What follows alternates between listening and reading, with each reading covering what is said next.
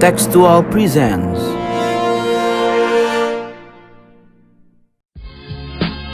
Mr. Gorbachev, open this gate.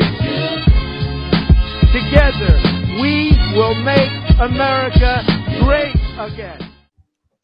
Episode perdana Joint Venture Program Podcast Bebas Aktif X Indonesia Mengglobal. Yoi.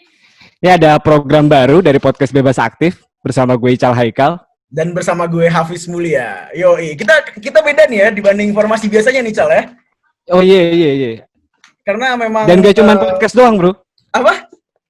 Gak cuma podcast doang, kita akan muncul di YouTube juga kan? Oh iya, kita akhirnya muncul nih muka kita di YouTube. Cuman biasanya kan kita sama Mas Sofwan nih kan, dan mungkin BB atau Abid. Nah, kali ini kalau di podcast yang bareng Indonesia Mengglobal, kita beda banget. Soalnya kita bakal kedatangan 2 tamu baru di setiap episodenya gitu. Mantap. Nah, kalau mungkin kalian mikir kali ya, apa sih joint venture podcast Bebas Aktif X Indonesia Mengglobal, kenapa dibuat kayak gini? Nah, sebagai salah satu media alternatif HI di Indonesia, podcast Bebas Aktif tuh pengen ngasih tahu juga loh ke pendengar, ke teman-teman semua.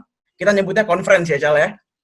Yoi, conference. Bahwa kalau misalnya HI itu nggak cuma yang kayak diplomat atau tentara di Laut Cina Selatan, tapi juga teman-teman kita yang mungkin ingin bersekolah ke luar negeri atau mungkin ingin membantu di negara lain, itu juga bagian dari HI ya kan, Cal ya? Betul dong. Nah, kali ini nih, di episode perdana ini, kita kedatangan 2 orang nih, Cal. Dari Indonesia Mengglobal dan Indo Relawan. Ini gerakan anak muda yang menurut gue keren banget. Karena memang, gue bisa bilang, jiwa sosialnya tinggi banget lah. Dan mungkin teman-teman bisa ngecek soal Indonesia Mengglobal dan Indo Relawan setelah kalian dengerin podcast Bebas Aktif ini. Nah, langsung aja lah kita kenalin kali ya, Cal ya. 2 tamu kita hari ini. Ada siapa nih, Cal? Di sini sekarang bareng kita ada Josephine Citra dari Indonesia Mengglobal. Halo. Halo, hai Hafiz. Halo. Mungkin nanti kita bakal kenalan sama Indonesia Mengglobal. Tapi mungkin sekarang kita kenalan sama Jojo dulu nih. Boleh kalau misalnya Jojo pengen kenalan di Indonesia Mengglobal, mungkin ngapain dan apa yang selama ini udah dilakukan. Singkat aja, karena kita bakal lebih dalam nanti di segmen pertama. Iya, sekarang saya lagi bantu Indonesia Mengglobal sebagai ketua yayasan. Saya sendiri udah gabung bersama Indonesia Mengglobal sejak tahun 2016. Wow, oke. Waduh. Nah, satu lagi, tadi kan kita udah ngobrol-ngobrol, kita udah bilang kalau misalnya ada Indo Relawan juga. Nah, satu lagi ada Asa dari Indo Relawan. Oke. Iya. Silahkan memperkenalkan diri.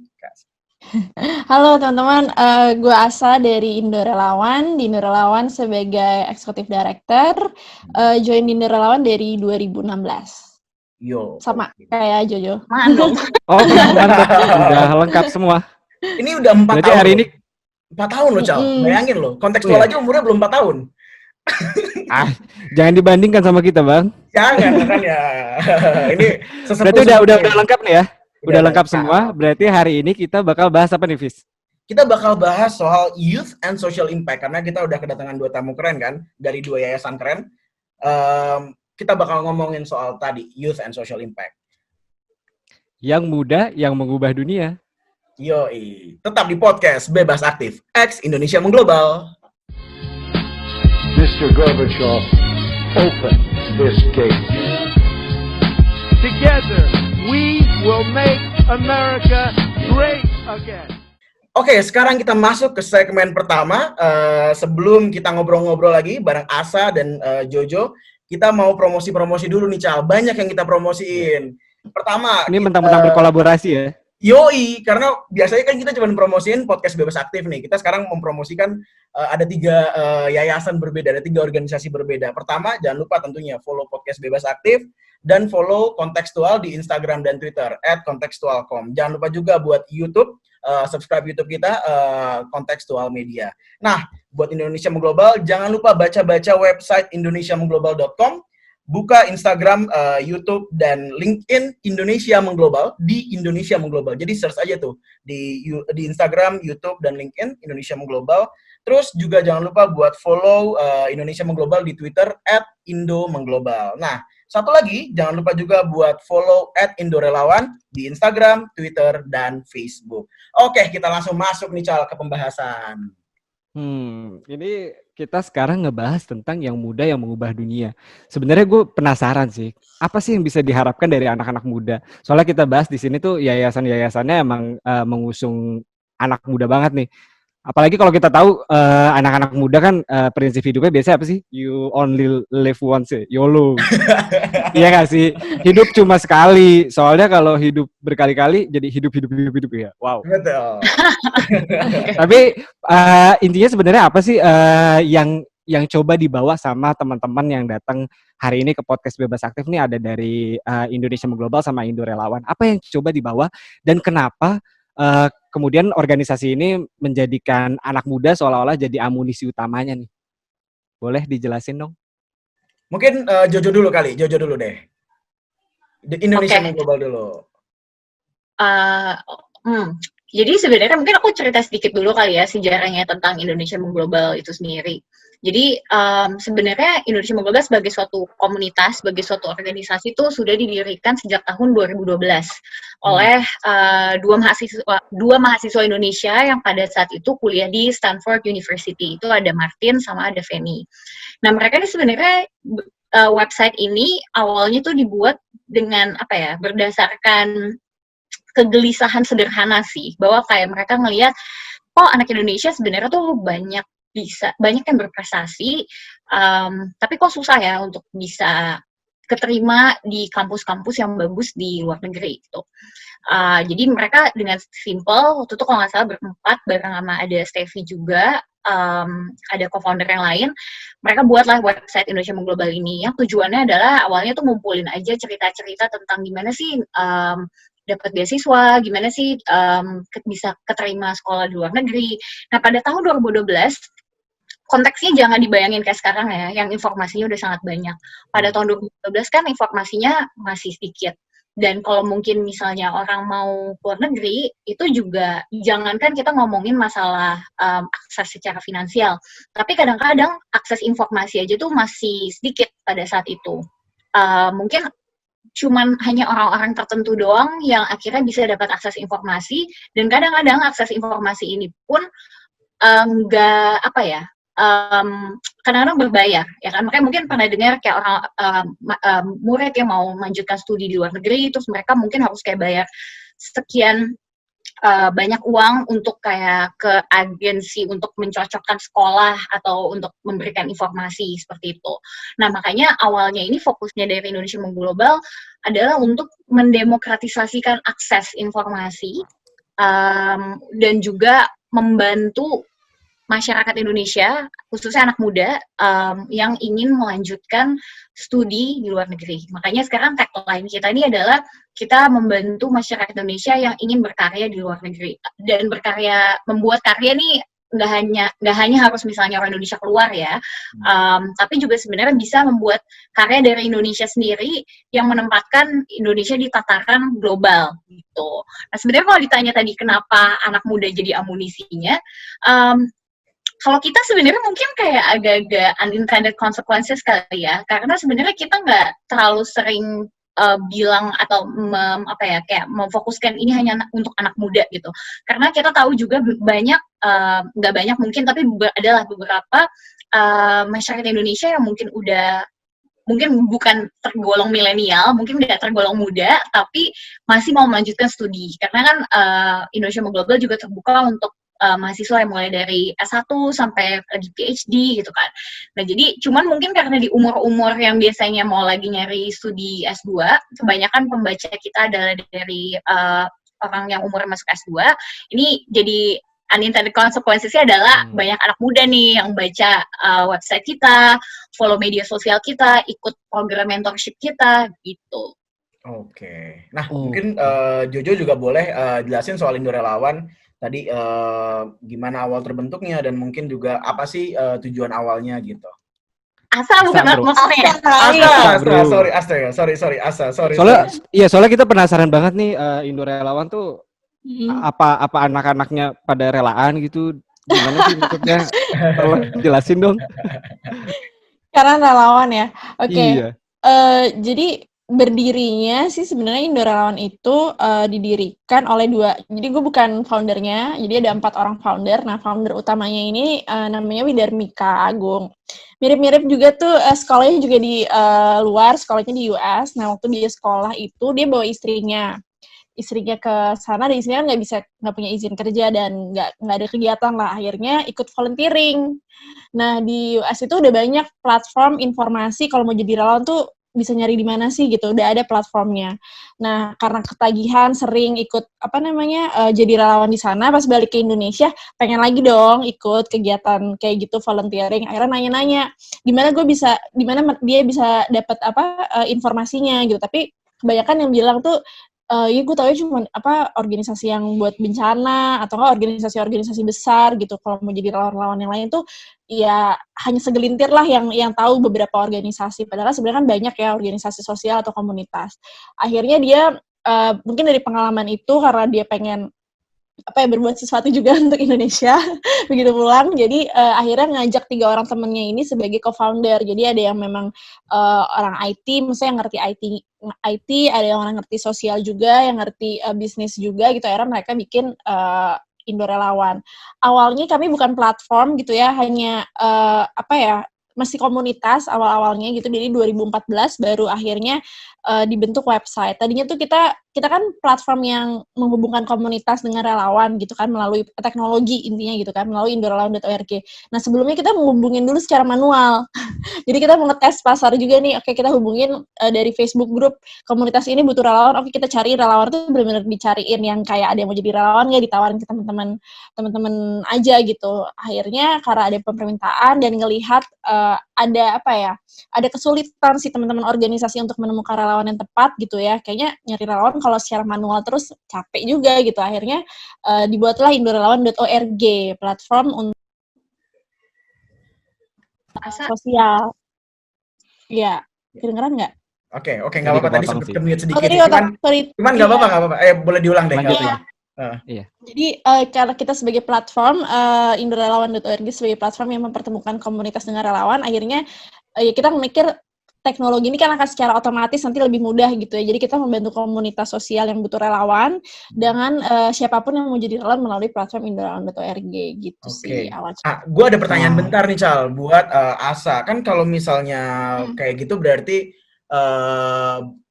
ada jangka waktu yang diwajibkan nggak sih sama Indo Relawan? Maksudnya kan sekarang banyak banget nih growing numbers of event-event relawan kayak gitu, dan mungkin juga karena ada kebutuhannya ya.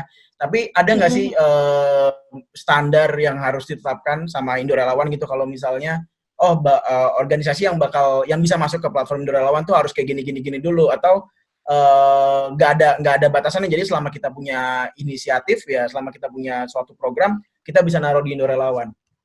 Gimana tuh? Oke, jadi kegiatan-kegiatan yang teman-teman nanti lihat di website kita itu memang kegiatannya bukan dari Indo Relawan yang bikin ya. Jadi itu dari organisasi-organisasi komunitas yang bergabung, memang yang membutuhkan relawan yang udah kita verifikasi. Nah, tadi itu pertanyaannya Hafiz, gimana cara ngeliatnya? Kita memang ada proses verifikasinya. Jadi kita nggak bisa tuh organisasi politik, maksudnya yang ada fokusnya tuh hanya untuk golongan manfaatnya tuh hanya untuk golongan tertentu gitu. Jadi kita berusaha komunikasikan juga kalau nilai-nilai kerelawan itu kan nilai-nilai yang universal gitu ya, multikultural. Jadi siapapun bisa jadi relawan. Kita nggak ngeliat siapa yang dibantu, agama atau suku tertentu aja. Dan yang mau jadi relawan juga kita harapkan di organisasi itu yang jadi relawan juga nggak satu suku atau satu kelompok tertentu aja, tapi siapapun bisa jadi relawan gitu. Jadi kita verifikasi dulu sih, kita make sure kalau ini adalah benar-benar organisasi sosial yang nilai-nilainya seperti yang aku jelasin tadi gitu. Nah, mungkin tadi menjawab yang anak mudanya, dan itu juga sebenarnya berdasarkan data kami gitu ya. Kita sekarang sudah ada 150.000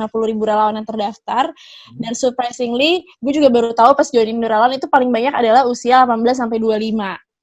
usia-usia anak muda mahasiswa yang masih kuliah, yang masih punya banyak waktu, yang ternyata banyak itu sekitar 70% lah, hampir 70% gitu. Sisanya first jobber atau orang yang udah kerja atau mungkin masih anak-anak SMA gitu. Dan paling banyak itu perempuan. Perempuan tuh kayak 80% lah gitu, 70-80%. Itu juga nggak tahu ya, itu pertanyaan juga kenapa lebih banyak perempuan yang jadi relawan gitu. Tapi ya itu datanya, jadi memang lihatnya oh ini anak muda nih yang menggerakkan kerelawanan gitu. Mungkin lihat juga stigmanya dulu kalau belum tahu dunia sosial sama sekali, biasanya jadi relawan tuh nanti kalau udah punya banyak duit, kalau udah punya udah punya apa sendiri, punya ini sendiri gitu. Jadi nunggu kaya dulu atau nunggu sukses dulu baru jadi relawan gitu. Padahal enggak gitu.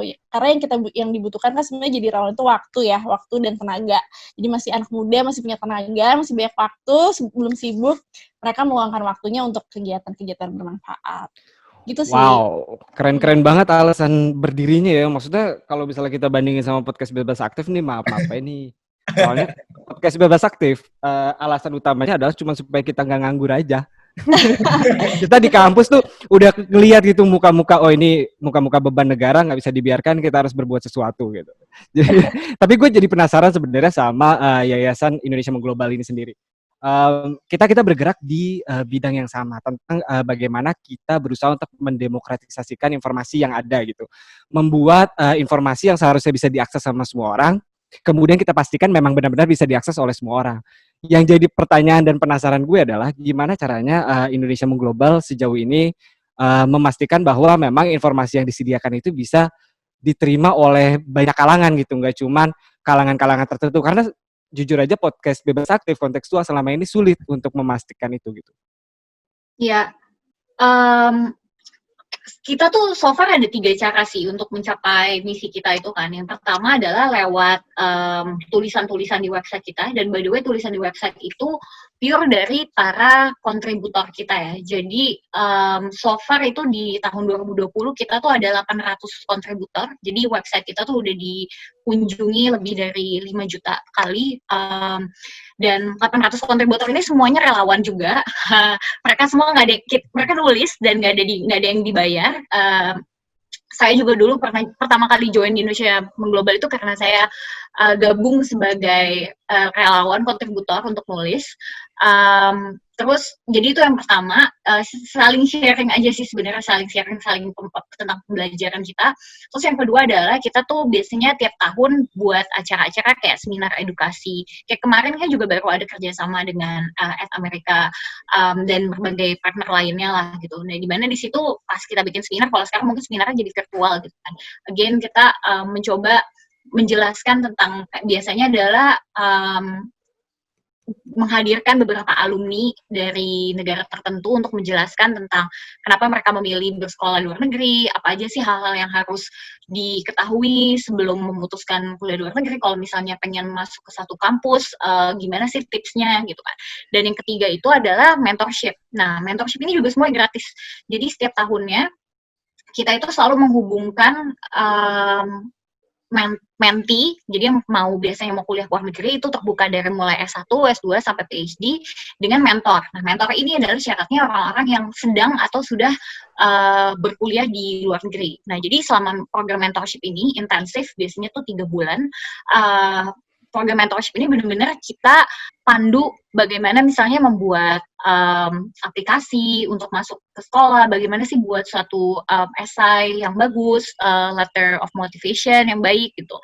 Nah, jadi so far nih kita udah tahun ini ada 62 menti yang lagi kita bantu, dan again semuanya itu gratis. Nah, kenapa saya nekenin kata-kata gratis ini juga karena itu sih merupakan salah satu, karena kalau kita mau demokratisasikan akses tapi ada biayanya, itu jadi bertentangan dengan misi yang kita mau kan. Nah, jadi dan dari segi website, kita tahu juga memang teknologi itu salah satu cara untuk bisa mengakses banyak orang kan di Indonesia, yang kayak tadi Asa sempat bilang gitu, karena bentuknya website, bentuknya teknologi itu jadi bisa diakses sama semua orang mulai dari Sumatera sampai Papua. Walaupun kita tahu juga mungkin di Indonesia penetrasi internet tuh belum semuanya merata gitu kan. Tapi memang dari kebetulan waktu saya jadi presiden Indonesia Mengglobal tahun 2018 2018-2019 itu saya udah mulai mencanangkan lah salah satu misi bahwa gimana nih kita bisa menjangkau teman-teman khususnya di Indonesia bagian timur. Jadi nggak cuman kita website terus kita berharap mereka baca, tapi kita juga istilahnya jemput bola nih. Kita kerjasama dengan organisasi tertentu gitu. Misalnya kayak waktu itu kita ada kerjasama dengan PPI Dunia, PPI Inggris, terus kita menghadirkan pembicara yang lagi kuliah di Inggris pada saat itu, terus dia dari Papua, terus kita bikin webinar dan saling sharing inspirasi nih bahwa masyarakat anak muda Papua aja nih bisa kuliah ke Inggris dapat beasiswa, dan itu sih salah satunya cara-caranya gimana kita coba mendemokratiskan akses informasi. Jadi nggak cuman ada teknologi terus kita diemin aja, tapi juga biasanya kita jemput bola. Nah, salah satu jemput bolanya adalah dengan bermitra nih. Nah, ini juga makanya bermitra kan sama kalian gitu untuk kayak menjangkau lebih banyak beda-beda audiens lagi nih. Gitu. Cakep, tos dulu ah. Sip. Oke. Nah, udah, maksudnya ada penjelasan lebih lanjut nggak ada? Udah ya? Oke. Nah, gue ada satu pertanyaan sih sebenarnya. Berarti kan kita bisa berasumsi lah bahwa Yayasan Indonesia Mengglobal dan Indo Relawan udah ngelakuin banyak banget aktivitas dan memang misinya sangat mulia lah kalau bisa gue bilang ya. Nah, tapi apa sih milestone terbesar menurut Jojo dan Asa? Ntar bisa dijawab sama Asa dulu, terus baru langsung dijawab sama Jojo ya. Milestone terbesar dari masing-masing organisasi gitu, karena kan pasti dari awal ada mimpi itu, tapi kan selama berprogres akan ada mimpi-mimpi lain yang juga bermunculan. Nah, apa milestone terbesar sejauh ini? Mungkin Asa dulu boleh. Oke. Mungkin ceritain tadi ngomongin misi, tadi belum sempat ngomongin kayak gue. Jadi Indo Relawan itu kita punya misi adalah menjadikan kerelawanan itu sebagai gaya hidup anak muda di Indonesia. Oke. Lifestyle gitu ya. Jadi kita YOLO nggak kena ya, YOLO ya. Ya gitu, nggak komen. Jadi lifestyle itu kan kayak ibaratnya misalnya anak Jakarta apa sih hobinya apa, misalnya gaya hidupnya nongkrong, coffee shop gitu kan, atau mungkin olahraga, atau sekarang nih lagi mulai sepedaan, mulai sepeda lagi dan lain-lain. Jadi kita pengen jadiin kerelawan itu bukan hanya untuk orang-orang tertentu aja, yang kayak aku tadi bilang, bukan hanya untuk orang-orang yang maksudnya udah sukses atau udah punya banyak uang atau apa gitu. Jadi siapapun bisa jadi relawan. Jadi nggak ngelihat statusnya gitu ya. Jadi kita pengenin jadi relawan itu udah jadi hal yang sehari-hari di percakapan kita. Kayak misalnya gue nanya, Fis, lo weekend ini kemana? Gitu kan. Oh, gue ada meeting sama komunitas nih ya, mau ada acara. Ya, gitu misalnya. Atau misalnya Ica lagi, ini gue lagi jadi panitia nih buat apa acara ini nih, bagi-bagi donasi sembako ke masyarakat gitu. Jadi kayak suatu hal yang oh gila, oh ya oke, keren gitu kan, atau kayak ya udahlah biasa aja gitu, dan bukan suatu yang kayak wah lo mulia banget ya, gila lo, gila gitu kan, embel-embelnya gitu. Padahal sebenarnya jadi relawan tuh ya biasa aja gitu, kayak kita nongkrong di coffee shop aja gitu. Jadi kita pengen jadi relawan seperti itu. Jadi lebih banyak lagi masyarakat atau anak muda di Indonesia yang jadiin kerelawan itu sebagai lifestyle. Jadi semakin banyak lagi orang yang dibantu, semakin banyak lagi organisasi sosial yang punya program yang keren-keren itu udah dibantu gitu. Okay. Nah, tadi pertanyaannya Hafiz sama kan, gue lupa. Milestone terbesar. Milestone. Jadi awalnya dulu sebelum 2016 ya, awal-awal kayak setahun pertama tuh milestone-nya 10.000 relawan. Oke. 10.000 relawan. Nah, tahun lalu 2019 itu kita mencapai milestone milestone kedua kita akhirnya mencapai 100.000 relawan.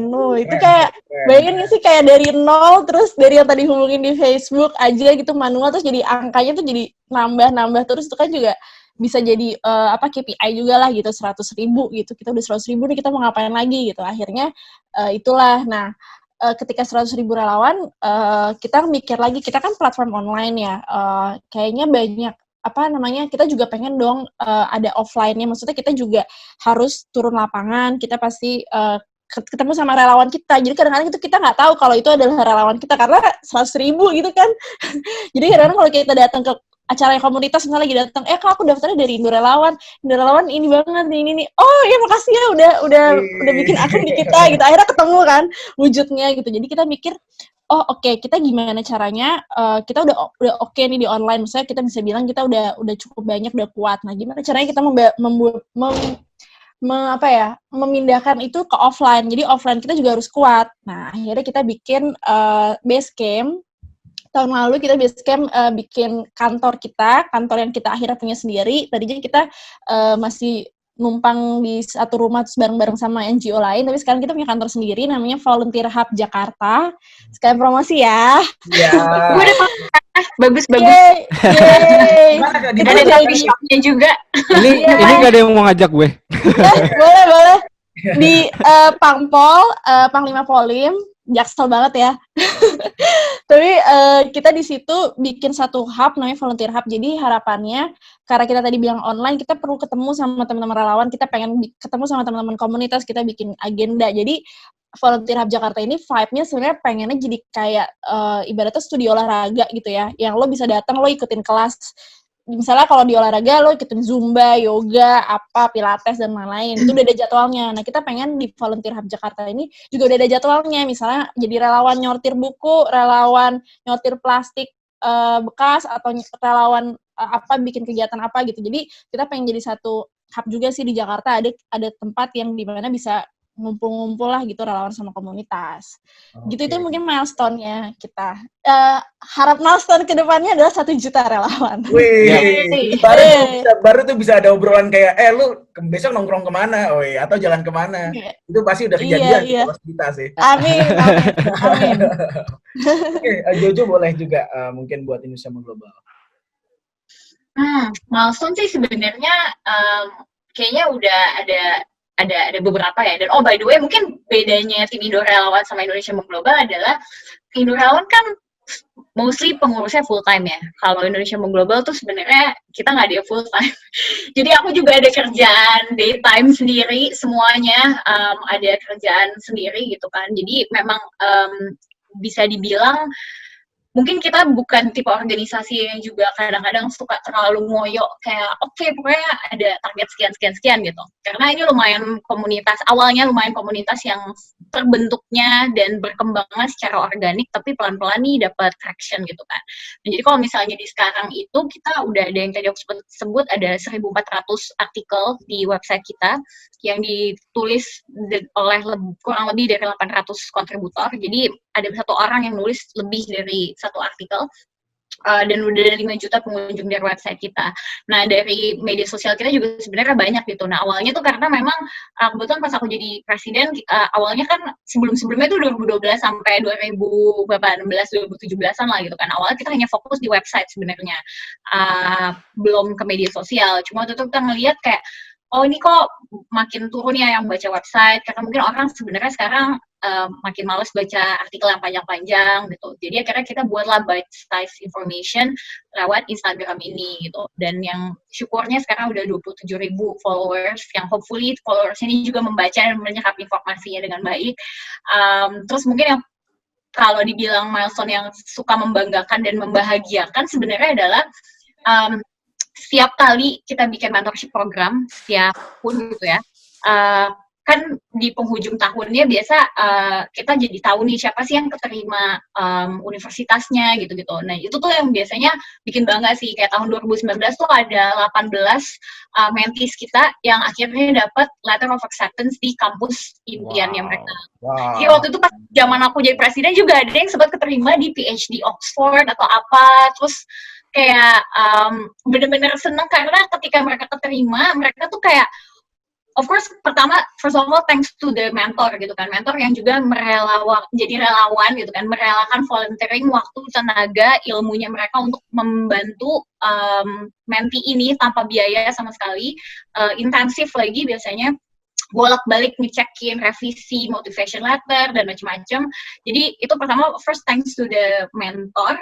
Tapi juga dari tim Indonesia Mengglobal sendiri kita punya tim mentorship yang keren banget. Jadi mereka tuh kita udah punya modulnya sendiri, kurikulumnya. Jadi semua mentee tuh istilahnya walaupun mentornya beda-beda, setiap minggu tuh mereka istilahnya pelajarannya sama gitu. Jadi misalnya minggu ini kita belajarnya tentang kita latihan untuk gimana bikin motivation letter gitu.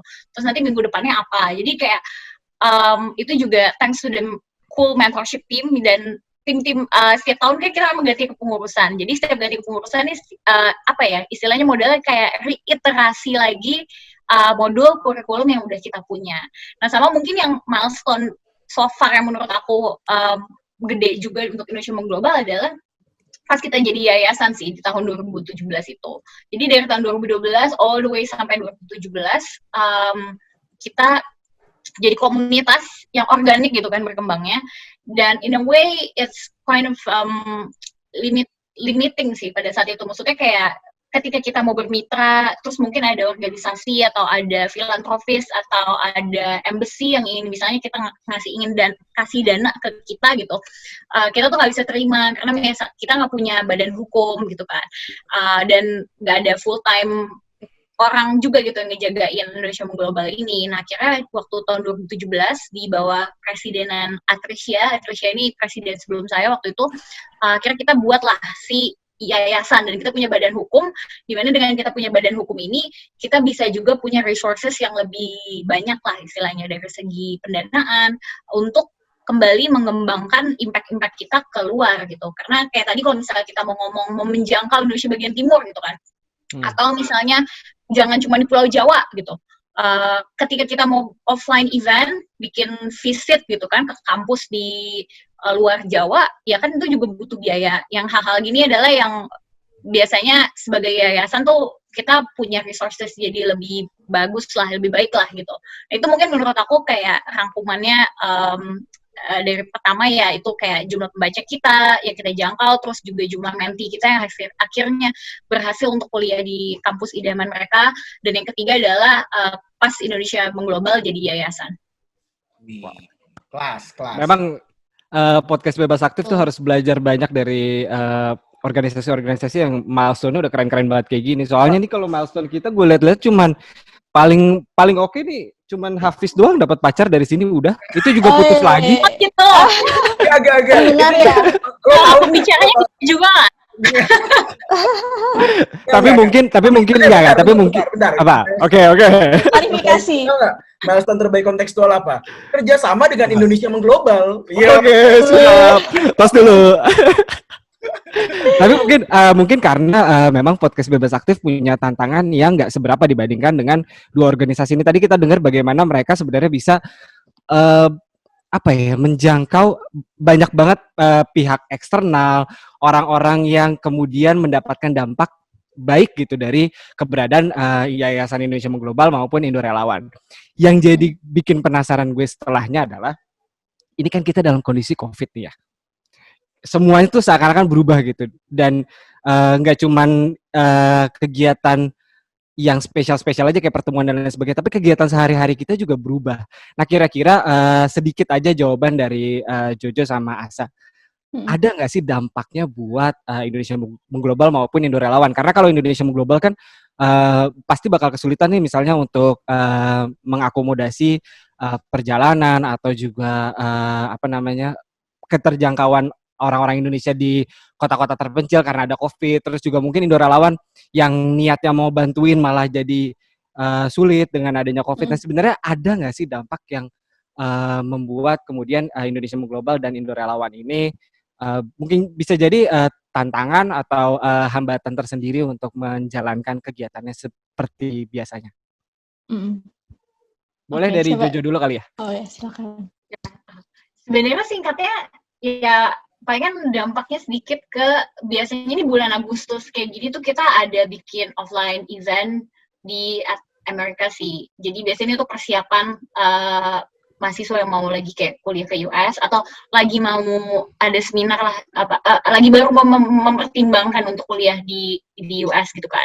Kita ada tahunan kemitraan bersama mereka lah untuk bikin si offline event ini. Nah, biasanya ini bulan-bulan ini adalah bulan yang sibuk buat tim partnership karena kita bikin seminar ini. Cuman karena lagi COVID, semua seminarnya kita bikin virtual sih. Tapi justru menariknya adalah kalau untuk Indonesia Mengglobal, ini yang keren juga untuk di bawah kepemimpinan Riri, Presiden Indonesia Mengglobal sekarang, kita jadi makin sering banyak virtual seminar gitu, dan topiknya bervariasi ya, nggak cuma ngomongin tentang gimana dapat beasiswa, gimana sekolah di luar negeri, tapi juga lebih kayak misal kemarin ada yang ngebahas temanya tentang renewable energy kalau nggak salah. Jadi topiknya udah sangat bervariasi lah, udah macam-macam. Tapi ya, in a way that was the silver lining mungkin ya, from this unfortunate situation. Ini mungkin kalau Indorelawan kayak lebih terdampak kayaknya. Iya nih, aduh. Oke, kalau Indorelawan karena kegiatan volunteering kan tuh identiknya tatap muka ya, ketemu lah gitu. Jadi banyak teman-teman organisasi yang akhirnya sebenarnya mau nggak mau berhenti kegiatannya gitu. Jadi karena memang nggak mungkin kalau nggak ketemu gitu kegiatannya mereka, karena mereka kan turun ke lapangan gitu ya. Tapi menariknya juga sekarang banyak sebenarnya pindah ke online. Ada tuh namanya istilahnya virtual volunteering.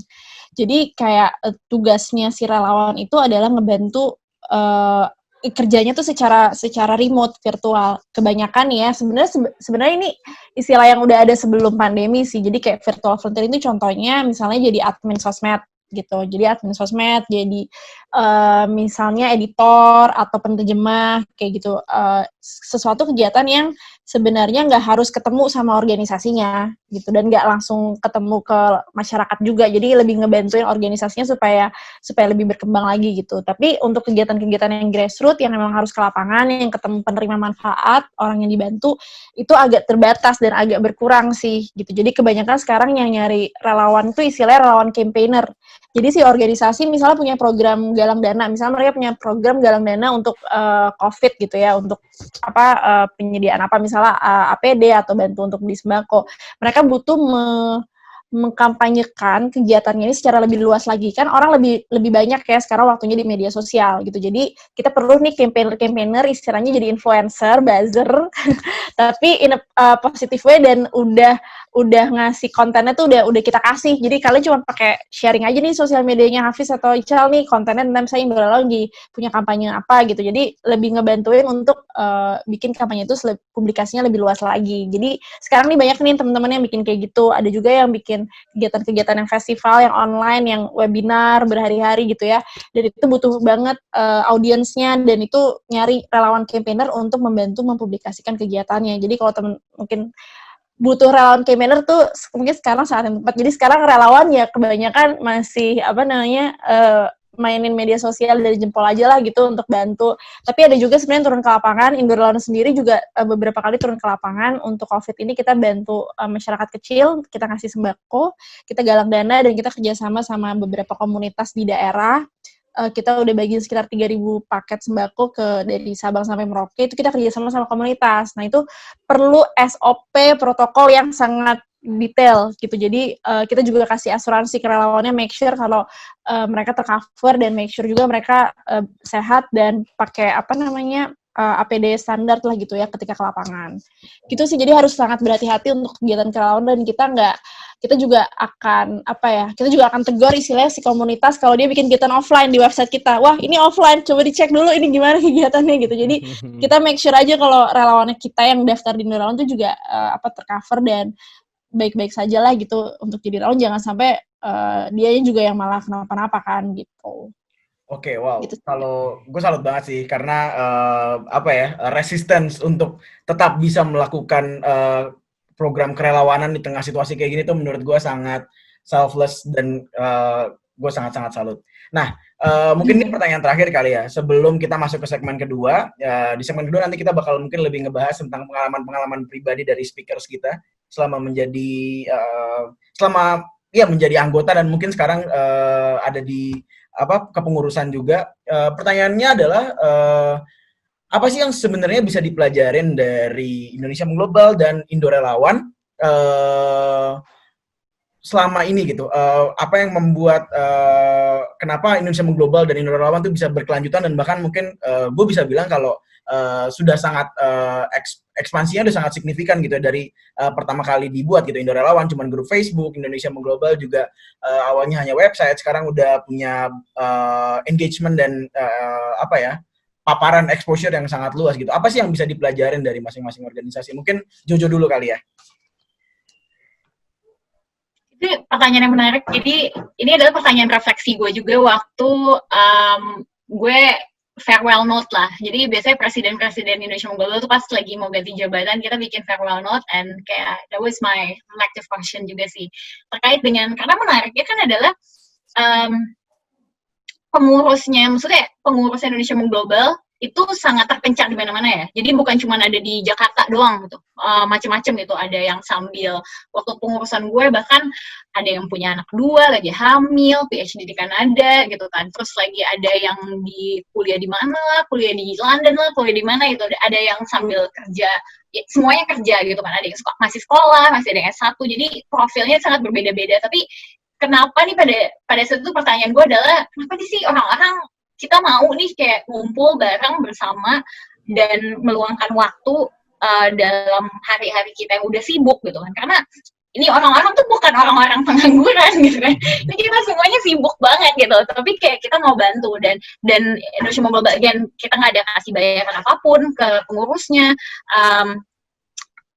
Menurut gue waktu itu kesimpulan gue adalah kita tuh adalah orang-orang yang kita udah menganggap diri kita adalah orang-orang yang beruntung lah. We were the lucky few, we're the privileged one, di mana kita dapat kesempatan, either itu mungkin independent kayak independent bayar sendiri gitu, atau ada yang misalnya dapat beasiswa, kayak misalnya kayak gue dapat beasiswa dan kita ngerasa kayak ini tuh terlalu berharga, ilmu pengalaman yang kita dapat di sana itu tuh terlalu berharga untuk kita simpen sendiri. Nah, akhirnya karena kita ada visi dan misi ini yang mungkin personal, and then we have this shared values, common goals yang kita punya, akhirnya kita jadi mengikatkan diri dan dalam suatu organization's goal ini, dan akhirnya kita udah mendedikasikan waktu sampai again bikin si Indonesia Global ini. Walaupun tidak ada aspek finansial yang mengikat kita, ini bisa sustainable sampai 8 tahun kayak sekarang. Jadi itu sih mungkin kayak menariknya kalau di Indonesia Global adalah gimana ini berkembangnya cukup organik, mungkin lambat gitu kan, bisa dibilang. Maksudnya kalau dibandingin mungkin ada komunitas-komunitas tertentu yang dapat 20 followers atau dapat berapa puluh ribu pembaca dalam waktu misalnya less than 1 tahun. Tapi ini kan kita sebenarnya lumayan bertahap gitu kan naiknya. Cuman kita konsisten aja terus apa yang kita mau lakukan gitu. Jadi mungkin yang pertama kalau buat teman-teman komunitas atau organisasi yang baru berdiri, make sure kayak volunteer atau pengurus intinya pengurus core-nya itu adalah orang-orang yang punya nilai-nilai yang sama yang kalian anut sih, dan kayak benar-benar setuju dengan goals dari organisasi itu. Karena ketika udah punya that shared goal, ya walaupun ada tantangan apapun dan keterbatasan individu gitu, tetap mereka akan mendedikasikan waktu dan energinya untuk di organisasi ini.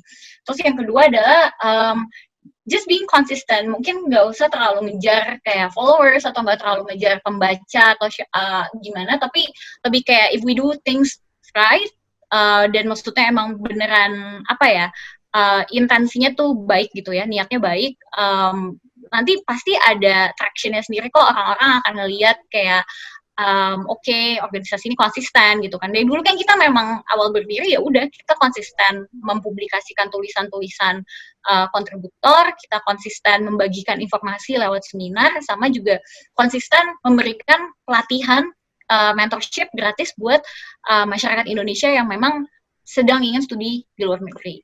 Itu sih. Cool. Boleh. Jadi konsisten bikin podcast ya. Kita udah mau 2 tahun. Kita konsisten berkolaborasi kok.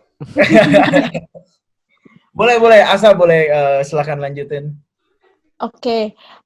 Sebenarnya untuk kalau dari Indorelawan, tadi cerita sedikit tim kita ini, kita tuh ada yang tim full time juga, ada relawan juga. Jadi kita punya tim full time tuh 6 orang yang memang bekerja di Indorelawan, termasuk gue. Terus ada juga relawan. Relawan ini ngebantu untuk jadi admin sosial media kita gitu. Karena kita satu orang itu punya kerjaan sendiri-sendiri yang beda-beda, yang kalau tapi kita saling support sih gitu. Jadi timnya memang kecil, tapi dan karena ini juga bentuknya adalah online, jadi maintain-nya lebih gampang ya gitu. Dan untuk program kita memang kita lagi berusaha untuk banyak ke kegiatan-kegiatan offline juga gitu. Jadi supaya Indorelawan juga tetap ngerti lah ada apa sih yang maksudnya di lapangan tuh ada masalah apa sih, dan sebenarnya kita itu lebih banyak, kita tuh menyentuh dua kan, komunitas sama relawan. Jadi kalau relawan ini kita biasanya lebih ngasih apa ya, ngasih tips lah gimana sih supaya jadi relawan atau gimana sih caranya menemukan isu sosial yang tepat kayak gitu. Dan kalau untuk organisasi kita ngasih gimana sih caranya untuk manage relawannya gitu. Karena kadang-kadang ada permasalahan itu tuh relawannya hilang-hilangan, ada yang curhat lah gitu, relawannya udah di briefing, udah di ini tapi kok nggak ada kabar, atau gimana sih caranya bikin kegiatan besar dan bisa bekerja sama dengan relawan yang banyak gitu. Jadi itu banyak yang cerita ke Indorelawan kayak gitu. Jadi dua itu adalah target kita. Jadi kita berusaha untuk supaya bisa berkelanjutan, kita ngelihat sih peluang-peluang kesempatan untuk tetap engage sama user atau audiens kita gitu. Di luar itu Indorelawan sebagai yayasan kita juga sebenarnya bergerak dari biasa lah ya donatur gitu. Ada donaturnya gitu, dan kita sebenarnya pengen kita tuh yakin banget kolaborasi itu juga bisa jadi salah satu kayak gini teman-teman lakukan, itu jadi sebuah kunci untuk scaling organisasi kalian gitu. Jadi kolaborasi untuk memperbesar program atau memperbesar misalnya organisasi kalian gitu. Jadi kita banyak kolaborasi sama relawan, kita banyak kolaborasi sama organisasi, kita juga banyak kolaborasi sama dunia profit, itu sama teman-teman di corporate. Jadi kita ngelihat cara berkelanjutan kita sih, kita ngelihat mereka ada kebutuhan untuk kayak dibikinin CSR program, atau mungkin dibikinin kayak employee volunteering, atau semudah kayak jelasin dong relawan itu apa sih gitu. Kita tuh open untuk kayak gitu, untuk kerjasama sama berbagai pihak ya, kolaborasi sama berbagai pihak, sama perusahaan, sama pemerintah juga gitu. Jadi kita ngelihat stakeholder kita siapa aja, dan di situ sebenarnya kita bisa gimana ya, posisi Indorelawan tuh kita tuh posisinya di mana sih di dalam dunia sosial ini gitu. Oh, Indorelawan itu adalah yang membantu komunitas sosial untuk mendapatkan relawan yang tepat untuk bisa memanage relawannya.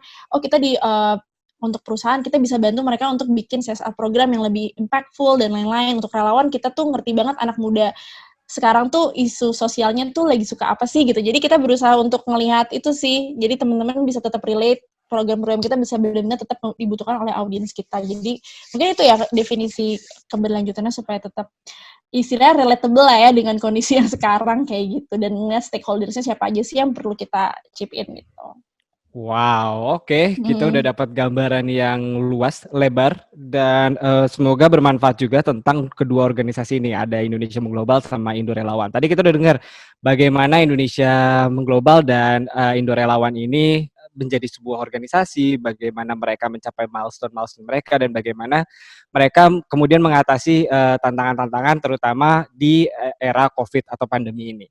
Tapi di balik organisasi yang hebat pasti ada individu-individu yang hebat. Nah, ini adalah kesempatan yang tepat buat kita mengulik individu-individu hebat di balik organisasi-organisasi hebat. Di segmen kedua kita akan kulik narasumber kita, tetap di podcast Bebas Aktif X Indonesia Mengglobal. Mr. Gorbachev, open this gate. Together, we will make America great again. Oke, sekarang kita masuk ke segmen kedua. Tadi Ical udah ngasih tahu nih sedikit-sedikit. Kita bakal ngulik-ngulik individu yang sedang kita ajak ngobrol, yang gue yakin pasti bisa menginspirasi pendengar, bisa menginspirasi conference gitu kan. Nah, tadi mungkin juga sebenarnya udah disinggung sih soal pengalaman pribadi, soal mungkin juga tidak hanya Indonesia Mengglobal dan Indorelawan yang bertumbuh, tapi juga anggotanya juga ikut bertumbuh bersama organisasinya gitu kan. Tapi kalau gue bisa membuat ini lebih eksplisit kali ya, apa yang udah didapat oleh Jojo dan Asa gitu sebagai individu, apa sih mungkin soft skills atau mungkin hard skills bahkan yang udah didapat gitu sebagai individu selama menjadi relawan, membantu Indorelawan maupun mungkin juga membantu Yayasan Indonesia Mengglobal. Mungkin gue mulai dari Asa deh. Oke, banyak banget sih curhat nanti jadinya. Gak apa-apa, Kak. Oh, boleh ya. Kok manggil gue Kak? Tadi nggak pakai Kak. Ketahuan deh. Oke, jadi singkat cerita, pengalaman sebenarnya gue punya pengalaman relawan juga selain di Indo Relawan. Jadi sebelum gue kerja di Indo Relawan kan ini jatuhnya gue kerja ya. Mungkin beda sama Jojo. Kalau Jojo volunteer ya, gitu. Kalau gue kerja di Indo Relawan dan sebelumnya gue punya pengalaman jadi relawan gitu. Relawan yang fokusnya di isunya pendidikan, ngajar anak-anak marginal gitu. Dari situ gue join jadi relawan tuh pengalamannya berkesan banget. Jadi gue sebenarnya agak switch ini karir. Jadi gue nggak ada background NGO, kuliah gue bukan kuliah kesejahteraan sosial gitu. Background gue ada marketing sama broadcasting. Jadi agak jauh sih sebenarnya sama dunia sosial gitu. Tapi karena gue punya pengalaman relawan yang sangat berkesan di organisasi sebelumnya, gue 5 tahun jadi relawan. Jadi gue switch karir nih, gue agak gila juga sih, kayak ya udah deh gue coba join di Indo Relawan, karena yang gue kerjakan di Indo Relawan di awal tuh gue sebagai community manager, itu yang lebih ngurusin konten media sosial, bikin kolaborasi sama teman-teman komunitas gitu. Itu suatu hal yang gue kerjain 5 tahun jadi relawan di komunitas sebelumnya gitu. Jadi kayak itu dijadiin kerjaan kan kayak wah menyenangkan kan. Akhirnya gue join Indo Relawan gitu. Jadi apa namanya? Ya itu mungkin kayak panggilan hidup juga kali ya. Berusaha untuk kayak ngerti apa yang gue mau, dan akhirnya ya udah coba deh kerja di NGO seperti apa. Jadi pengalaman pertama gue sih kerja di NGO gitu. Dan sebelumnya gue tuh nggak tahu apa-apa ya tentang dunia selain isu pendidikan gitu. Kalau pendidikan masih ngerti lah, oh ternyata di lapangan tuh anak Jakarta kelas 5 SD tuh bisa aja belum bisa baca gitu. Jadi dilulusin aja sama gurunya, karena gurunya nanti ada berhubungan dengan apa, misalnya nilai standar sekolah jadi turun lah kalau ada yang nggak naik kelas dan lain-lain. Jadi kayak oh gue ngerti pendidikan, tapi begitu masuk Indo Relawan blank gitu. Banyak isu sosial lainnya, ada lingkungan, kesehatan, ada macam-macam lah ya, isu itu kan banyak banget, jadi langsung kebuka gitu kayak banyak banget yang masalah di dunia ini di Indonesia ini. Tapi karena banyak masalah, tapi ternyata banyak gerakan-gerakan organisasi yang dibuat oleh anak-anak muda gitu. Jadi ada yang ketemu sama 2 orang arsitek yang bikin kegiatan mendaur ulang bunga, kemudian dikasih ke teman-teman ke panti jompo untuk ke kakek dan nenek. Ada yang bikin gerakan untuk mental health dan lain-lain. Jadi kayak oh ini ternyata udah ada komunitas gerakan yang keren-keren banget yang diinisiasi oleh anak muda, dan ya mereka di situ jadi kayak mereka yang inisiator sendiri gitu. Jadi mereka punya kerjaan lain dan lain-lain, atau mereka lagi kuliah, atau ada yang masih SMP kemudian bikin komunitas gitu. Jadi itu sesuatu yang kayak wah solusinya ada di depan mata. Makanya Indo Relawan di sini memposisikan diri, positioningnya membantu teman-teman organisasi yang sudah punya organisasi yang keren-keren ini, sudah punya program yang keren-keren ini untuk lebih bagus lagi programnya dengan memberikan SDM. Jadi itu kita istilahnya ladangnya SDM, tenaga kita menyalurkan tenaga lah gitu-gitu, orang-orang untuk menjadi relawan gitu, orang-orang yang punya minat, potensi dan pengen ngebantu tapi nggak tahu kemana.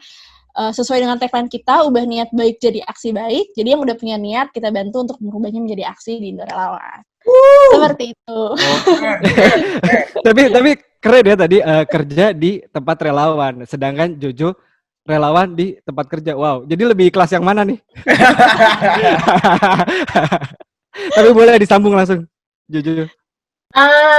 Kalau gue mungkin bisa dibilang tiga hal kali ya yang yang gue dapetin so far dengan gabung sama Indonesia Global. Yang pertama, nanti gue elaborasi lebih lanjut, kemampuan menulis. Kedua, pengalaman gue memimpin. Sama yang ketiga mungkin network.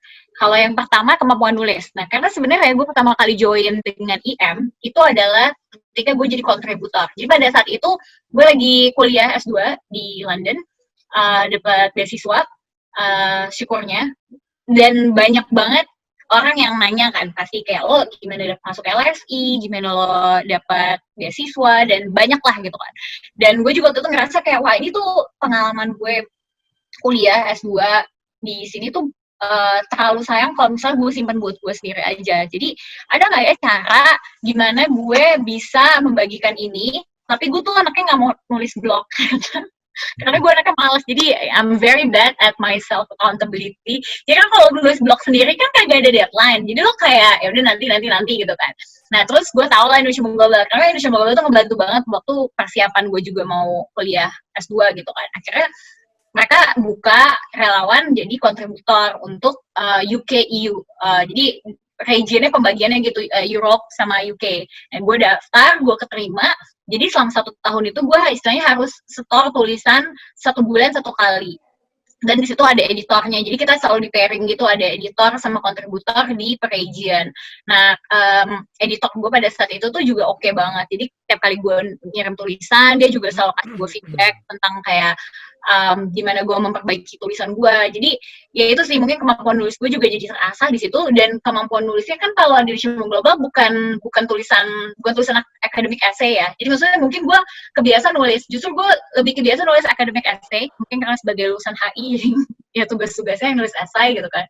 Terus gue nulis op-ed juga misalnya di koran, tapi gue nggak terbiasa sebenarnya menceritakan tentang kehidupan personal gue gitu. Jadi walaupun bukan menceritakan dalam hal curhat ya, tapi maksudnya kayak menceritakan bagaimana cerita hidup gue ini bisa berfaedah buat orang tuh gue nggak biasa. Nah jadi di situ gue lumayan terlatih untuk menulis feature lah istilahnya, dan seneng banget karena tulisan ini kan praktikal itu apa ya, jadi kalau setiap kali orang nanya, daripada gue ngejelasin satu-satu lagi, gue kayak, gue tuh pernah nulis di sini, lu baca aja deh gitu kan. Atau kadang-kadang gue kayak udah kasih link aja semua tulisan gue di Indonesia Global, lo pilih aja di sini. Mulai gue ada nulis tentang milih student housing atau private housing, gimana hidup di London yang kotanya mahal dengan uang pas-pasan, terus gimana lo kayak juggling dari antara pelajaran, terus lo mau ikut organisasi apalah di kampus. Nah itu lo lupa baca aja gitu. Nah itu juga menggampangkan gue gitu, ketika orang nanya gue tinggal ngasih link aja langsung. Dan senang juga ketika misalnya gue ada pergi kemana gitu, misalnya ada kayak waktu itu acara pre-departure orientation-nya incoming students buat LSI, ada satu orang yang ngampirin gue, terus kayak tiba-tiba dia bilang kayak lo Josephine kan, terus kayak iya, oh gue tuh suka banget baca-baca tulisan lo di Indonesia Global, kayak itu ngebantu banget. And as a writer itu kayak, oh my god, this is so heartwarming, kayak someone reads my writing gitu, kayak dan dianggap bermanfaat tuh kayak seneng banget kayak gitu. Jadi ya that would be kayak my first kayak benefit I think. The second is of course highlight gue adalah ketika gue jadi presidennya Indonesia Global, itu kayak dan pengalaman memimpin dan berkolaborasi lah dengan banyak orang, lintas negara, lintas zona waktu, beda-beda background dan segala macamnya, itu juga sangat bermanfaat banget. And I think I was really blessed at the time to have such a very solid and dedicated team members pada saat itu, yang istilahnya memudahkan lah kepemimpinan gue pada saat itu. Terus yang ketiga palingan ya itu of course network lah, kayak karena ya kalau tadi Nurawan bilang ladangnya SDM juga ya sama gitu kan. Indonesia Global kayak you get to know very cool people gitu, dari orang Indonesia yang istilahnya berkancah di luar berkarya di kancah internasional gitu kan. Kayak kita pernah interview Tasya Kamila, kita pernah interview Maudy Ayunda, macem-macem banget sih kayak terus dan orang-orang lain lah yang mungkin bukan public figure but they're actually doing such impactful work di dalam kehidupan mereka sehari-hari kayak gitu. Oke. Tadi udah disinggung sebenarnya cerita-cerita yang menarik dari teman-teman dari Jojo sama Masa terkait dengan aktivitas mereka di 2 organisasi hebat ini. Cuman gue penasaran lagi, sebenarnya ada nggak sih pengalaman yang lucu dan susah dilupakan gitu? Karena menurut gue di setiap kesempatan gitu, di setiap organisasi itu pasti ada kejadian-kejadian yang kok bisa terjadi dan diingat-ingat sebelum tidur gitu, sampai susah tidur kayak atau misalnya yang kayak kejadian yang memalukan gitu, membuat kita terbayang-bayang sampai masa depan gitu. Nah kira-kira dari orang-orang hebat di sini kira-kira ada nggak sih cerita menarik yang susah dilupakan yang emang ada kaitannya dengan Indo Relawan sama Indonesia Global terkait dengan kegiatan sehari-harinya? Soalnya gue yakin orang-orang hebat di sini pasti punya cerita-cerita yang hebat juga. Boleh dari Asa mungkin. Berat banget pertanyaannya asli. Kalau tadi pengalaman itu banyak banget sih sebenarnya kalau cerita menarik ya. Jadi kalau gue sih di Indo Relawan karena sempet lah beberapa kali kita turun ke lapangan gitu ya. Mungkin jadi banyak salah satu contohnya sih pernah lah ke panti asuhan gitu. Jadi sedih sih kalau ke panti asuhan.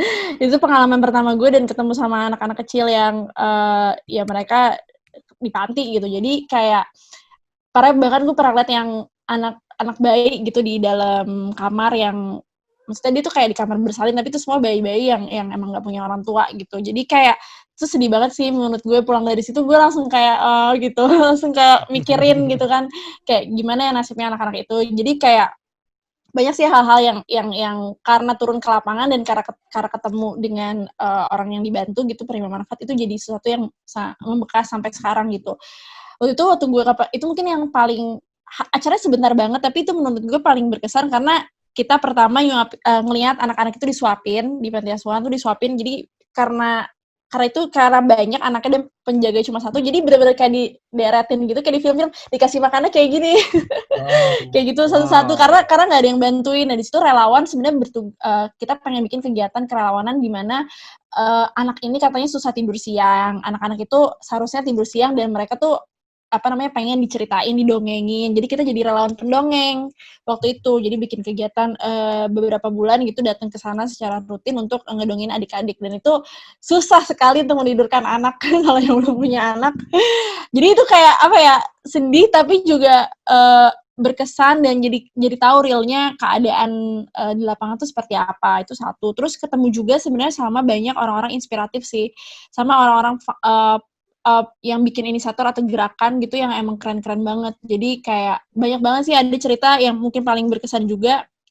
Tadi kalau misalnya lo mikirnya inisiator yang bikin komunitas adalah orang-orang yang tertentu juga, sebenarnya nggak hanya orang tertentu, tapi gue pernah ketemu sama office boy bikin komunitas di lingkungannya. Namanya Sanggar Belajar Orang Pinggiran. Office boy ini Pak Manaik namanya, dia tuh bikin Sanggar Belajar terus ngajarin bahasa Inggris. Terus pas gue lihat blognya ya bahasa Inggrisnya ya begitu lucu aja sih gue bacanya gitu. Tapi dia dengan PD-nya ngajarin anak-anak sekitar. Terus gue tanya, dan gue pernah ke tempatnya juga tuh daerah Cilincing yang sangat jauh dari selatan ya. Jadi kayak benar-benar daerah kumuh di belakang pabrik gitu. Ketemu sama Pak Manaik terus diceritain dia ngeliatin dan lain-lain ya. Dia sebenarnya bikin itu karena dia nggak betah lihat anak-anak di daerahnya itu cuma kerjanya main aja, nggak ada kegiatan lain yang bermanfaat. Akhirnya dia bikin perpustakaan, di situ dia bikin kegiatan setiap minggu ngajar. Terus karena dia juga dari background-nya minoritas gitu ya, dia Nasrani, dia sempet kayak dapet stigma lah gitu, ngomong apa ini mau menyebarkan kristenisasi gitu kan. Tapi begitu datang relawan-relawannya yang mungkin kelihatannya bervariasi, ada yang pakai jilbab dan lain-lain, jadi akhirnya warga sekitar rumah itu, daerah itu lebih bisa menerima. Dan dia pendatang ya, dia bukan dari Jakarta asli. Jadi cerita-cerita kayak gitu sih yang gue temukan sangat inspiratif, yang banyak sekali sebenarnya menurut cerita, tapi itu salah satu yang paling berkesan. Ayo makanya jadi relawan. Hafiz dan Isham. Siap, abis ini. Oke, Jojo boleh. Lanjut. Kalau gue banyak juga.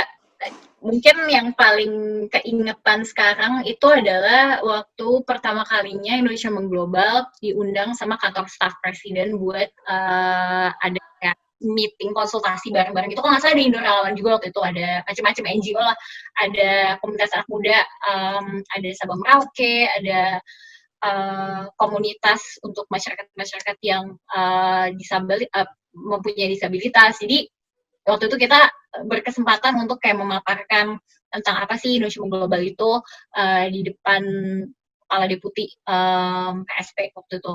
Jadi kayak lumayan seneng karena waktu itu ya itu sih, karena kita nggak pernah ada yang aiming sampai di notice sama pemerintah, tapi kayak karena itu sangat organik banget kan, jadi kayak waktu itu ke notice juga dan diundang sama KSP tuh kayak lumayan memorable sih pada saat itu.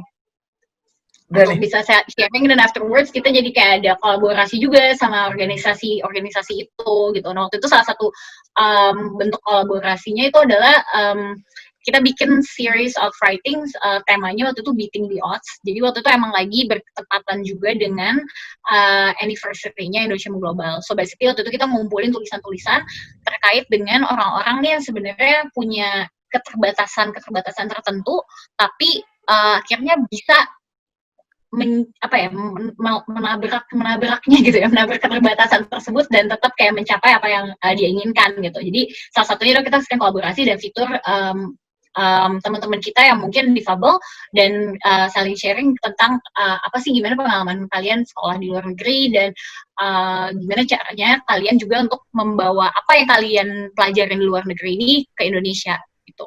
Oke, wah. Dari pertanyaan Ical yang cerita lucu jadi cerita sangat berkesan sih, beneran Cal. Ini Parah bro. sangat berkesan. Kebanyakan sih. Kita expect. Soalnya. Respect soalnya respect. Mad respect. Nah ini karena sudah keterbatasan waktu juga, ini pertanyaan terakhir dan mungkin Asa dan Jojo boleh menjawab dengan singkat. Apa yang menjadi harapan dari kalian untuk organisasi yang kalian sekarang sedang urus, dan juga mungkin lebih luas lagi apa yang menjadi harapan kalian untuk mimpi dari organisasi itu gitu. Maksudnya Indo Relawan kan mungkin punya mungkin Asa punya harapan tentang Indo Relawan, tapi mungkin secara general ada nggak sih harapan Asa juga untuk dunia kerelawanan, dan mungkin juga Jojo untuk dunia anak-anak Indonesia buat bisa pergi ke luar negeri atau gimana? Mungkin boleh dari Jojo dulu deh. Oke. Sebenarnya gini sih, kayak apa ya, mungkin untuk harapan dari itu untuk Indonesia Mengglobal dulu deh. Mungkin harapannya adalah ya semoga organisasi ini bakal terus ada sebagai sumber informasi dan juga terus stay true to its core untuk ngebantuin masyarakat yang memang ingin untuk studi lanjut. Tapi mungkin yang keduanya itu lebih untuk aspirasi dunia pendidikan di Indonesia kali ya, nggak hanya harus melulu juga atau studi luar negeri ya, karena studi luar negeri itu satu hal, tapi maksudnya kayak it doesn't necessarily translate to also kayak improving education system juga gitu, dan nggak langsung serta-merta kayak menjadikan seseorang itu orang hebat gitu, nggak juga gitu kan. Jadi ini mungkin yang perlu aku garis bawahi dan mungkin tarik pembedanya juga bukan Indonesia Mengglobal itu juga tidak terlalu mengglorifikasi kuliah di luar negeri gitu, karena kita tahu ada keterbatasan tertentu, tapi memang misalnya ingin untuk kuliah di luar negeri, kita ada di sini untuk membantu lah gitu. Tapi ya harapannya semoga pendidikan di Indonesia ini semakin merata, dan yang paling penting juga pelajaran-pelajarannya dan sistem pendidikan kita ini lebih mengajarkan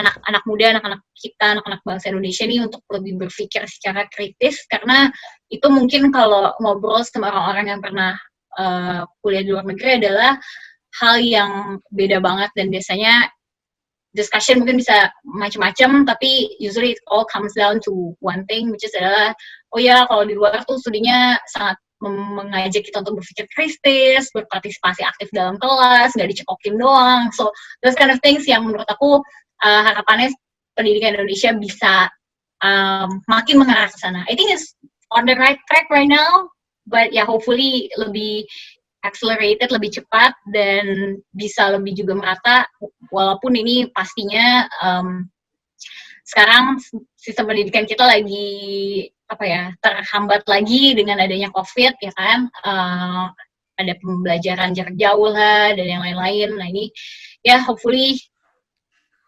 we'll pass this difficult situation lah. Amin. Boleh dilanjut langsung. Enggak ya? Jadi sedih. Semangat. Oke. Langsung ya? Langsung. Sorry, kamera gue goyang. Oke, kalau untuk Indo Relawan sih kita nggak pengen orang itu terlibat aja ya jadi relawan. Jadi sebenarnya ini mimpi besarnya untuk Indonesia gitu aja. Jadi ketika orang jadi relawan, sebenarnya gini, masalah sosial itu kan nggak mungkin dikerjakan oleh 1-2 orang ya. Ini tuh masalah bersama. Jadi kita perlu melibatkan banyak orang lagi karena masalah ini masalah bersama yang bisa diselesaikan secara bersama-sama gitu. Jadi gue nggak bisa ngerjain ini sendiri, Indorelawan juga nggak bisa bergerak ini sendiri, harus berkolaborasi dan bekerja sama karena ini masalah isu sosial bersama gitu. Jadi kita perlu bikin supaya orang mau bergerak bareng-bareng, kita bikin common goals bareng-bareng, kita ngelihat kalau ini tuh masalah sosial itu adalah masalah bersama. Jadi ketika kita punya common goals, kita ada interaksi, dan interaksi ini sebenarnya yang mahal sih harganya gitu. Jadi ketika kita turun, mungkin kalau kita kerja-kerja aja atau kuliah-kuliah aja gitu, mungkin kita nggak ketemu sama orang yang berbeda dengan sehari-hari gitu. Jadi kalau gue nggak jadi relawan, gue mungkin nggak pernah ketemu sama anak jalanan, gue mungkin nggak pernah tahu background keluarganya, atau mungkin gue nggak tahu kalau anak jalanan ini sesulit ini loh masalahnya tuh seperti apa, atau mungkin kalau gue nggak turun ke lapangan ngelihat sampah plastik gitu di jalan tuh banyak banget, gue pikir ya udahlah sampah plastik ya segitu-gitu aja, padahal sebenarnya banyak banget yang kecil-kecil yang berdampak juga. Jadi kalau kita, sebenarnya intinya adalah kalau kita berinteraksi gitu ya, jadi kerelawan itu bikin interaksi antar golongan, jadi ketika kita berinteraksi antar golongan, kita punya trust building, jadi saling percaya gitu ya. Jadi kita bikin Indonesia tuh lebih kuat lagi gotong royongnya gitu ya.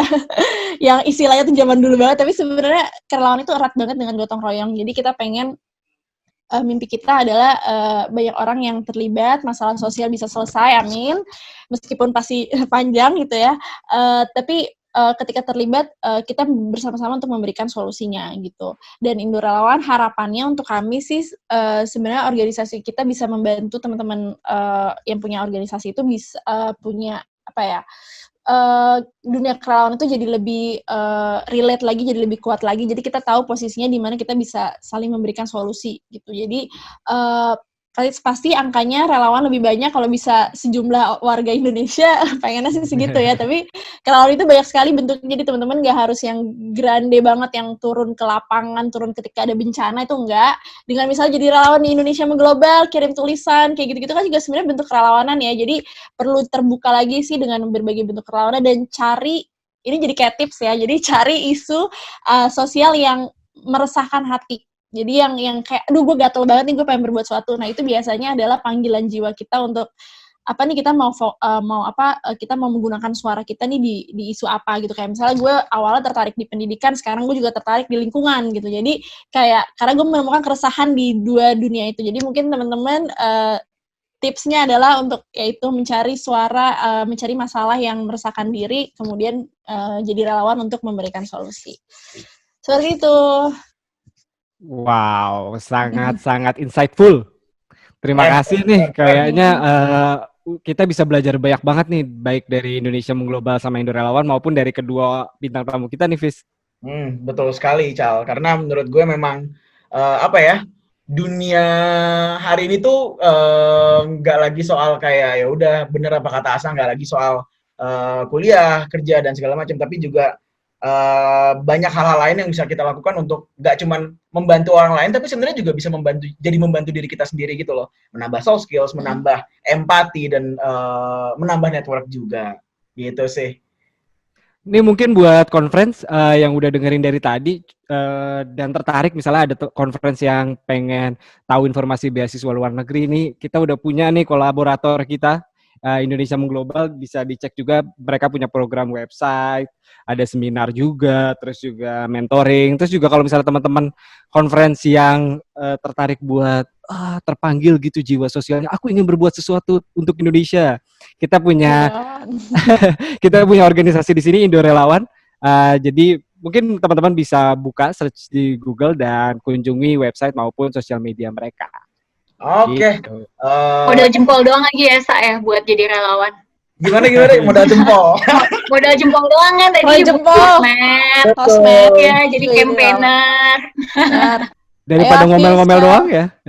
Iya, mending sosmednya dipakai buat yang bermanfaat. Mantap. Oke.